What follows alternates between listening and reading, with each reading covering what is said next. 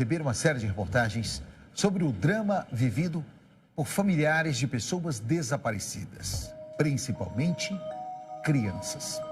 Uma realidade angustiante que muitas vezes passa despercebido na sociedade. Sabia que a busca por respostas torna-se uma jornada que, em quase 100% dos casos, não leva a lugar nenhum. Como uma criança pode desaparecer sem deixar nenhum vestígio, nenhuma marca para trás? Um mistério que envolve um quebra-cabeças que não possui peças suficientes para fechar as histórias. Histórias essas que ficam fragmentadas, que deixam perguntas sem respostas pairando no ar. A tecnologia está lançando uma luz sobre os casos que durante décadas ficaram sem respostas. Inclusive, um caso em específico que agora pode trazer não uma resposta que as famílias queriam, mas pelo menos um acalento para o coração. Você vai ver agora o primeiro capítulo da série Desaparecidos.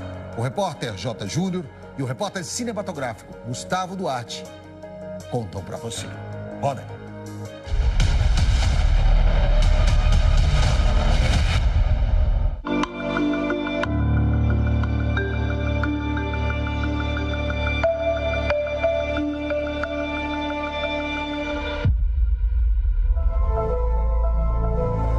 O rosto desse garoto, por mais de 30 anos, estampou as principais páginas de desaparecidos em todo o Brasil.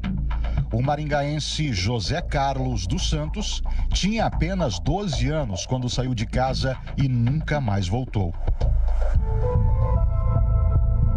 E a senhora lembra da feição dele? Eu lembro, ele era de redondinho, ele era das minhas cores assim, mas só que ele tinha o cabelo enroladinho, meio, não sei se era pintado, não sei que era meio amarelinho o cabelo dele. Estava sempre andando por aqui. Isso, ele descia em frente da minha casa. Na época deve ter sido uma tristeza só. Sim, acho que foi, né, porque foi muita procura da mãe, né, da mãe procurar ele, mas...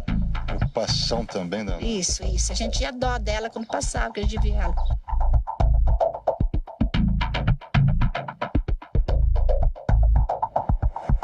As dúvidas para quem está com um familiar desaparecido são torturantes. O senhor se lembra da história do menino desaparecido?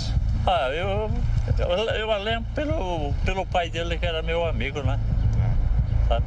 Na época, desesperador. Foi terrível, né? Você vai saber onde esse moleque foi parar. Mas foi muitas crianças que subiu aqui. Naquela mesma época, né? Naquela mesma época. E o pai dessa criança, que era amigo do senhor, falava o quê? Ele ficou desesperado, né? Chorava toda hora. Não via o filho em casa, nada. Pedia para um, pedia para outro, ninguém sabia. E não acharam.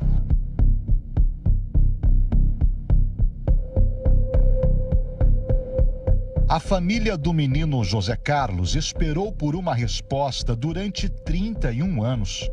No final de 2023, a Polícia Civil do Paraná informou que os restos mortais encontrados em uma mata, na mesma época e na mesma região do desaparecimento, eram do garoto José Carlos.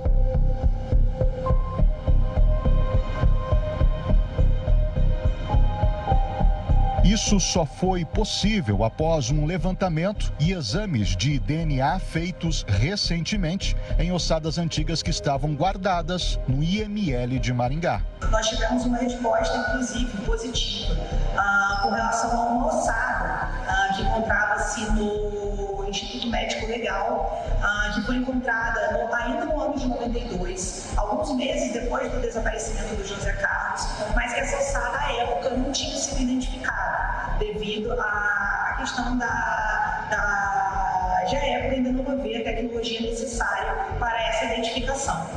Atualmente, no projeto do governo, do Estado, da Polícia Científica, também com o governo federal, um novo projeto foi iniciado com recursos para novas tecnologias serem utilizadas, e nesse ano, então, identificou-se que o ossada encontrada à época era compatível com o DNA do José Carlos. Então, com relação ao José Carlos, nós temos então que ele não encontra-se mais no cartaz de desaparecidos devido a esse match de compatibilidade. Era a véspera de carnaval de 1992, dia 3 de março. José Carlos morava com a família em uma residência aqui na rua Rio Grande do Norte, no Jardim Alvorada. Apesar da pouca idade, já ajudava no sustento de casa, com a venda de frutas e verduras. Naquele dia, inclusive, saiu para fazer uma entrega. Não chegou ao destino e nem voltou embora, para o desespero da família. Eu conheci a mãe dele, morava ali para baixo, então eles descobriram que ele tinha encontrado o filho dela, ela foi, mas chegou lá, não era o filho dela. Ela voltou muito aborrecida, mas até que ela mudou daqui, ela não mora, não sei nem para onde que ela mudou. Mas faz muitos anos esse menino, ele vendia as coisas na rua. Naquele mesmo mês de março de 1992, Maringá ficaria ainda mais assustada e em pânico com o desaparecimento de outra criança, Ednilton Palma, de 10 anos. O Denilton, ele era um menino que estudava aqui na escola Gabriel Sampaio, né? E ele era muito querido, ele era um menino assim, educado, muito comunicativo. Então, algumas vezes ele veio aqui brincar com o Maicon, né, meu filho, né? Ele era muito assim, tinha amizade com todos. Ednilton desapareceu no dia 29 de março. A última vez em que o menino foi visto, estava saindo de casa, na rua Madre Mônica Maria, no conjunto Leia Leal, onde morava com a família. Também na região norte de Maringá. A história que eu sei é que todo domingo à noite ele tomava o banho dele, ia pro culto, e do culto, onde a irmã frequentava, né, a irmã casada do culto, ele ia, pousava na casa da irmã e retornava na casa da mãe dele na segunda. Só que teve um dia que ele fez isso e não chegou na igreja, mas a mãe não soube. E naquela noite teve até uma coisa assim meio horrorosa, né? A mãe dele sonhou a noite inteira com alguém cortando carne. E choveu a noite toda, aquela noite choveu a noite toda. É uma chuva direto.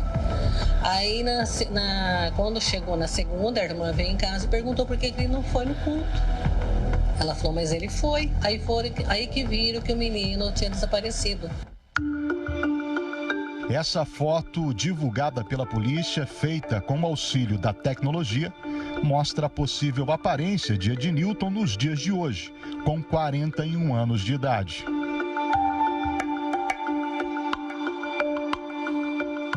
Segundo dados do Fórum Brasileiro de Segurança Pública, mais de 200 pessoas desaparecem todos os dias no Brasil. Uma média de um desaparecimento a cada 3 minutos. Em 2022, foram registrados mais de 74 mil casos de pessoas desaparecidas no país. Desse total, 45%, ou seja, quase 40 mil, foram encontradas.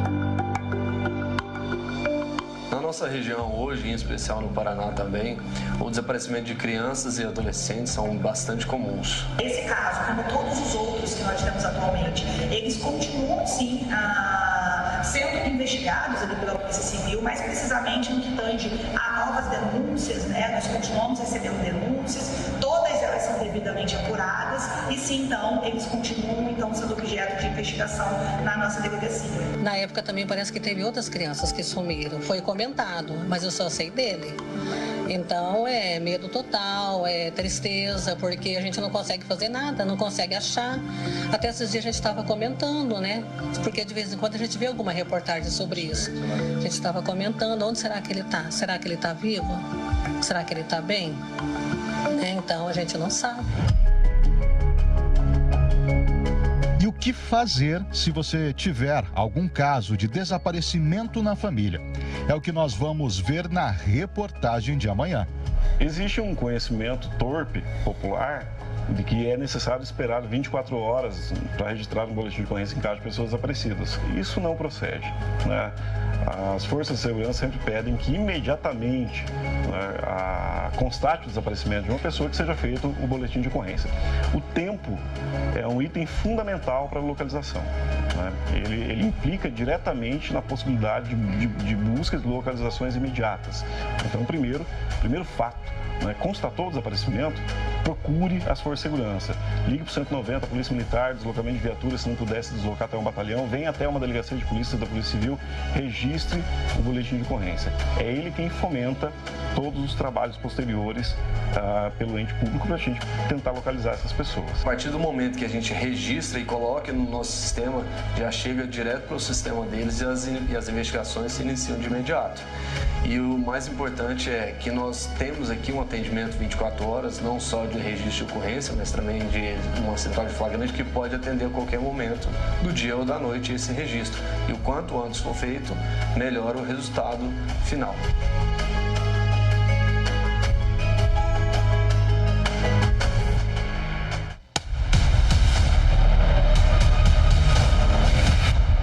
Ou seja, quanto mais rápido fizermos o boletim de ocorrência, mais rápido poderemos ter a resposta.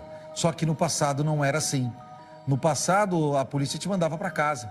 Eles diziam, espera 24 horas, se a pessoa não retornar, que nos procure. E eu vou dizer para você, tá? Até hoje ainda acontece isso. Não mais aqui no estado, porque a cobrança aqui no estado ela é muito mais forte e temos uma polícia mais efetiva, mais comprometida. Mas em muitos outros lugares ainda acontece de a família procurar uma delegacia e receber como resposta, volta amanhã, espera 24 horas. Se não aparecer, aí você nos avisa. O pessoal está me lembrando aqui, né? Algumas pessoas estão me perguntando, né? Nadra, mas e o que deve ser feito? O que deve, como que a família deve agir? É o que você vai saber na segunda reportagem da série, que nós vamos mostrar amanhã aqui na RIC TV, tá bom? E enquanto essa série estiver no ar, nós também vamos buscar respostas para uma pergunta. Aquela senhora que sumiu entre Paissandu e Maringá, nenhuma resposta até agora?